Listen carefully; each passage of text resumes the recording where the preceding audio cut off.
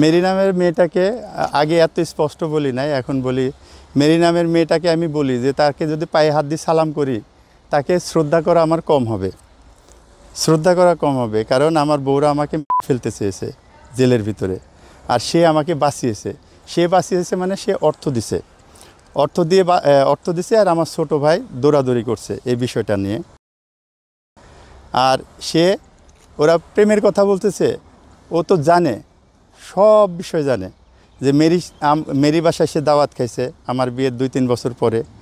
তখন থেকে মেরির সাথে আমার আজ পর্যন্ত কোনো কথা হয়নি, সেটাও জানে, সবই জানে।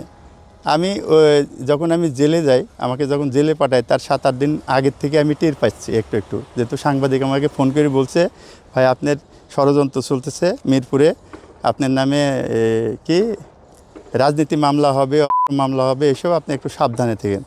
তখন আমি এতদিন পরে মেরিরে প্রায় 17 বছর পরে ফোন দিছি। আমার মোবাইল তো তার কাছে, চেক করতে পারেন। তার 7 দিন আগে, তাকে 6-7 দিন আগে তার সাথে আমি যোগাযোগ করি যে মেরি, আমার মনে একটা সমস্যা হতে পারে, যদি সমস্যা পারি প্লিজ একটু হেল্প করো। মানে প্রথমে কিন্তু তার সাথে ফোন করে আমি বলছি যে দেখো, আমি তোমাকে এতদিন পরে ফোন করলাম, প্রায় 16-17 বছর পর, হয়তো বিপদে পড়ছে, এই জন্যই মানুষকে ফোন করে। কয় এটা কোনো ব্যাপার না, সব মানুষই এমন। যখন মানুষের কোনো সমস্যা থাকে না তখন মানুষ যোগাযোগও করে না, যখন কোনো প্রবলেম বা কোনো দরকার তখনই মানুষ কিন্তু যোগাযোগ করে। তো তুমি করছো, এটা কোনো ব্যাপার না, সমস্যা কি বলো।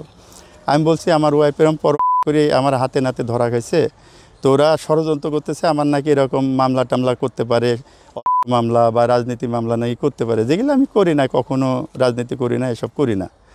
তো এসব নিয়ে আর কি 7 দিন ধরে অনেক কথা তাকে আমি বলেছি। কারণ 7 দিন এরা গুলশানে চলে গেছে অলরেডি, আমাকে রেখে 8 দিন আগেই চলে গেছে।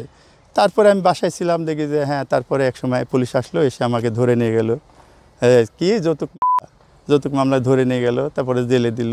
এটা যখন জেলে গেছি তখন আমার মা আর ভাই, আমার ছোট ভাই এবং আমার মা, যখন নাকি আমি 3 দিন ওষুধ খেতে পারি নাই, তারপরে ওরা জানতে পেরে ওরা তো আমাকে মেরে ফেলার জন্য দিছিল, যে ওষুধ দেয়নি, জেলে দিছে, আমাকে ওষুধ দেয় নাই। আর ওদের প্ল্যানই ছিল এটা, যে একটা কিডনি রোগী ওষুধ ছাড়া বাঁচবে না, তার ক্রিয়েটিন হাই হয়ে অটোমেটিক নিশে পড়ে যাবে।